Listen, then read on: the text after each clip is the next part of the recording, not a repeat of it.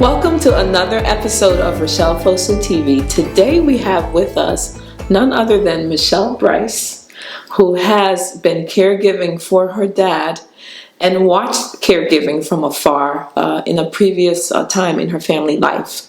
She'll be sharing with us today. Welcome. Thank you. Thank you for coming. No, thank you for having me. We're happy to have you. Just wanted to start by having you tell us a little bit about yourself. Myself. Mm-hmm. I am the first child of my family. So as you know, when you're the first, I consider it to be the test child. So I've dealt with just being that person that everyone leaned on because my parents are first-time residents in the U.S. Okay. So I'm first generation. Right. So I grew much more quicker than I wanted to. Right. So I am currently in my 30s. Okay. And now I am facing decisions in life that I didn't think I would have to face right now. And it's not scary because I know who I believe in, but it's just like, okay, maybe not right now. Right. Not right now, but if I have to prepare for these decisions, then I will. Wow. Yeah, because you would be young to even be having a caregiving discussion, period. And I can understand why that would make it feel like, wow, I'm having to grow up really quickly. Like I'd like to do some other stuff first, right? Exactly. And not have that responsibility of even thinking about some of these things. And as the eldest child, that makes it even more so difficult. That's a very interesting point. A lot of people don't know, but about 50% of those who caregive are under age 46. And so that's a not well-known statistic out there. And that shows that there are a lot of young people who are also affected by this and just kind of have to deal with it. They learn to deal with it, but they never get a chance to talk about how it makes them feel, like you just said, which is, I'd like to make some other decisions first, which is all but fair. So tell me a little bit about the caregiving experience that you have gone through. Let's start first with you watching it from afar, in your family. Tell us a little bit about that. So in my family, my mother is the one who opens her doors to everyone. I know. So she didn't have a lot of close family in the U.S. for a long time, but we had a great aunt who lived in White Plains, New York, who we consider to be our grandma, my siblings and I, because that's the only person that we saw as an elder that we would visit regularly, and she would take care of us when we would see her. Okay. But when she became ill, the decision was, well, who's going to take her in? And even though she had closer relations to others in the U.S., no one really wanted to take that responsibility. So my mom, of course, who opens her doors to anyone, decided that why not have her live with us? Wow. And it was at the point where she was already slipping with dementia. And it was tough. It was tough just adjusting. Right. Also, it was tough because, the person that you've seen all your life as your hero, like this is your grandma, the one that would give you all the pocket change when you came by and the snacks. Now she needs help. Now she needs someone to look after her. And we never thought that that's the reason why she would move in with us. Before we would want her to stay with us because she was so fun. But now it was a different person living with us. So that's tough. And as a young child, having to see that and go from having a person who's kind of like a grandparent sort of, who is the fun person who gives you candy, like you said, and allows you to do all those fun things, and now like they might not even recognize you at some point, right? That's really disorienting. Yes. And then watching your mom have to care for her must have been challenging, because she also had little children she was caring for at the same time, and her husband, that she was taking care of. So that would be a lot to have to see very early on. Now, let's fast forward a little bit. I know you can tell us a little bit more about the story, because I remember you letting me know that you had just finished reading the book, you were in the midst of the book, and then what happened? So yes, recently we had an episode in our family, which was pretty scary, where my father suffered from a mini stroke. And it happened to be right after I read about your late husband Right. having his first stroke. Right. And just, experiencing your emotions in the book. And just to have that next day for a phone call like that about our father was just like, wow, I just read about this. Wow. Why is it coming to life in our, for me? So, it was a little scary, but I will say what was really great was just reading about it and actually just seeing the early stages of how you dealt with it, with the hospitals, switching the hospitals. It prepared me to go in with a better mind. Just knowing that, you are in control of what the outcome can be in a sense. Maybe not exactly, but yes. But you can be equipped better if you know more. Right. And then that means you can go in and make certain decisions without being frantic. Right. Because as you know, when there is an emergency that happens, there are different types of people. Those who don't know what to do. Those who, are like, okay, I'm going to be the doctor and the nurse and answer, all the questions. But for me, just after reading your chapter, it made me realize, okay, I'm going to have to be the sound person in this room.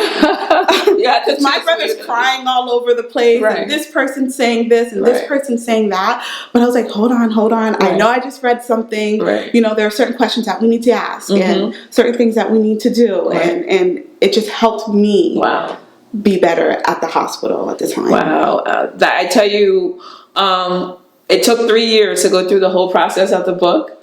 And just to hear that makes it worth all of what it's been, because it's a lot of work. There were a lot of sleepless mornings where I would just sit at my desk and plug away writing for another hour and a half, not having any idea where it would actually end up. And so just to hear that, and what's interesting is, what you didn't know was the day you texted me about your dad and how having just read the book helped, I was actually preparing to do a grief Bible study at church. And the Bible study I was preparing was called Mourning to Gladness, which was not a subject I picked. I was just given that. And I was like, oh my gosh, to see it come full circle where this thing that was a mourning for me becomes gladness in a way because other people can now use it to help them in their lives. I was literally finishing up my presentation to go and do that. And I gave testimony about that, saying, wow, like that just brings it full circle because that was a very dark time for us. And to be able to help people with that, it just meant the world. So now that you're here, how are you a little different of a Michelle than you were 2 months ago?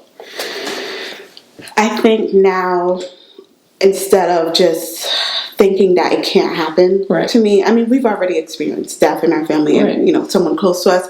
So in a sense, we were prepared for other things, but now just experiencing that, we said to ourselves, it's time for us to sit down and just understand what is our family history with illness. One of the questions that happened at the hospital was, what are the medications he's taking? And no one in the room could answer except me. But I had to look it up. It made me realize that, we need to have more discussions at home. We need to be more aware of, whatever things that are going on and maybe just ask someone, how are you feeling that day? Because you never know. It could have been something that morning that he felt prior to going to work, and just asking that simple question. Sometimes we're caught up in how our lives are so busy that we forget to take a moment to stop. So it made me realize that maybe I need to be a little more present. I know, for instance, me and my father haven't had a great relationship for many years. So it tested me. It did test me. And it's not like it was a bad relationship. We just don't talk as much as my other siblings do. But just knowing that at that moment, only I can answer certain things, it made me realize that, maybe it's time to actually hash out whatever it is that we may have inside for each other and just try to help us understand each other more. So no, that's critical, because as caregivers, sometimes you get caught up in the rote things that you have to do and you lose the relationship. because the relationship changes typically when a person gets ill. Or sometimes before they're ill, you have that kind of little bit of a rift, not quite sure what it is. And then that can be widened when you go through the caregiving experience, or it can become closer. But that's your choice at that point. And, even though it may be trying, you still have to look at it. I have a good friend who says, make memories every day. And I am now more in tune with what that means, having gone through my experience, than I was before. So I think that's an important point. And as challenging as it can be, we still have to keep reminding ourselves to make memories every day. Now, were there any resources that you used that you found helpful, or that were not there that you would have liked to see there that would have helped you through the process? The resources that I will say, especially with my great aunt, just the government helped us a lot as well. Just the assistance that she had before and being able to transfer it to New Jersey. Okay. That helped our family financially. Because that was another burden on us. For my father, tapping into you. And we also have people in the family that are in the medical field as well. Right. So like reading how you kept calling your friend whenever you had questions.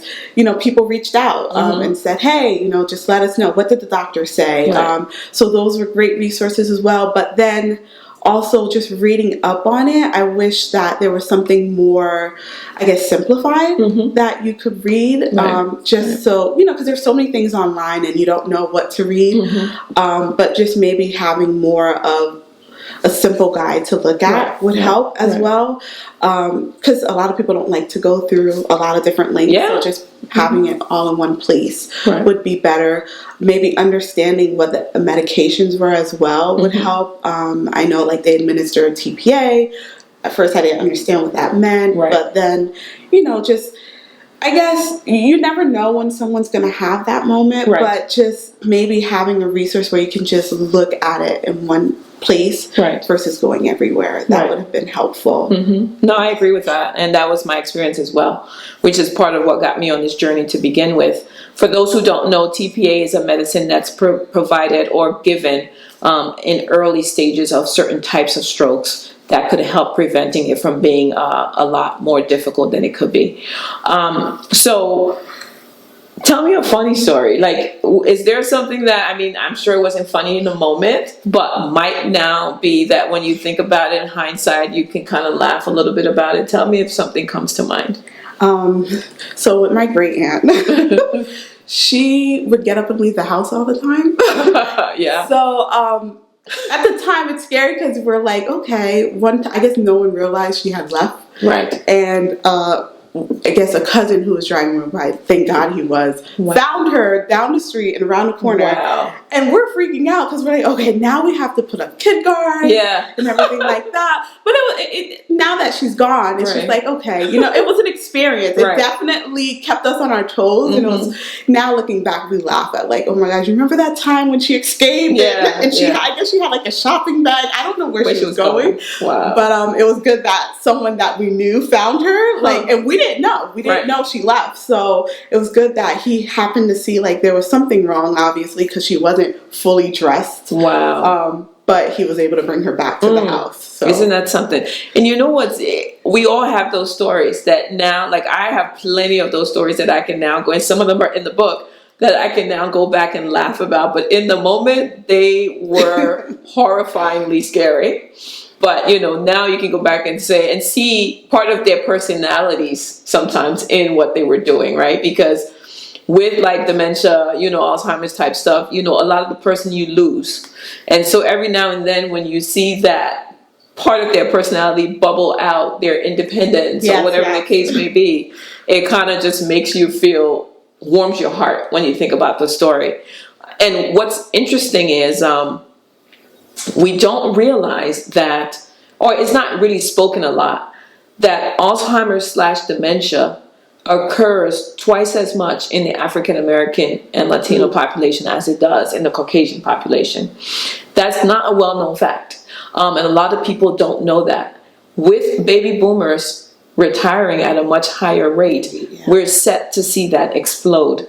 and really affect the African American community, the Latino community, and some other communities where it has a much higher propensity to happen. So it's just an important fact, something to think about, and we'll revisit that subject in more depth in the future. But it's not lost on me that quite a few of the people that I interview from an African American background have dealt with that or stroke, which also occurs pretty high in that population as well. Going a little bit further, if there was one thing that you wished would be different in the caregiving process for you, or one thing you would say, listen, I would love to see this one thing done differently, what would that be? I would say more support for caregivers, only because it's tough when it's only on one person. Right. I guess because people don't really talk about it and they say, you know what, it's me, or they keep it all in. You don't really know what the person is going through unless you're actually living with it. I know for my mom it was very difficult. I know that now they do have the opportunity where if you are a caregiver for someone, they can give you, I guess kind of a salary. I forget what the program is. Mm-hmm. But just more support from other family members. I think we say, okay, you're the oldest, so you take care of mom, or you take care of dad. But knowing that it should be a shared responsibility, because it's too much on one person. Right. You need to be able to release after a while as well. Because not only that, it wears the person down. I think that's the only thing, is people should just understand that, you know, they may not tell you that they're not okay, but it is a great role that they have. And I think that's the only thing, just seeing what my mom had to go through and what she still goes through. So I think that's the only thing I would say. It's a very thankless job, you know, like I call caregivers silent warriors because they're unsung heroes. They're typically taking care of people who, you know, are vulnerable. And so as a result, no one sees their vulnerabilities and no one sees what they're going through. And so it becomes extremely important as our world becomes so demanding in every aspect that when you're having to caregive as well, that we start to care for the caregivers, because if we don't, we are going to have a serious problem on our hands and a lot more sick people. Bottom line. Anything that you wanted to share that I may not have covered, or you want to ask me? You're in the hot seat. No, I think the only thing I would share is that if you're dealing with someone that you're caregiving for, you should definitely have a list of things, just their medications, or prior to that happening, you know, you just want to make sure that you as a family just know what the medical history is, and actually talking to each other about what it is. Because I know that one of the things that came up also for my father was he had a procedure years ago that my mom said she never knew about. Oh, wow. That like affected it because of one of the drugs that he was taking. Wow. So I think it's just best that, you know, whatever you can do. I know sometimes parents can be stubborn, especially parents that migrated don't really like to share things with their children. But maybe it's just best that you encourage your parents to just speak open about everything that's going on, and just write down a list. Have that equipped. Save it in your phone. Because after that episode, I texted to my siblings and were like, keep it in your phone. Keep it in your notes. I think that's a good start. And then, just being open with your family. That's great. Emergency planning is something we don't do. We really don't do a good job of. And it's because we never expect it to happen to us. But it can, and it does from time to time. So that's a great point. How to go about doing that sort of emergency planning and what that looks like is really important. I agree. I mean, Dom and I never did that prior to that. And I even talk about some parts in the book where I kind of found out some stuff, thanks to God, but not because I had fully planned as I should have. Now, hindsight being 2020, I plan differently, but that's a great point. Great point. Well, thanks, Michelle, for joining us. We appreciate your time, your support, and just your wisdom. Thank you so much for watching. If you liked what you heard, please subscribe to this channel. If you're a caregiver out there, know that you are not alone. We want to hear your story. Go to RachealFosu.com and tell us all about you. Thank you so much. Bye.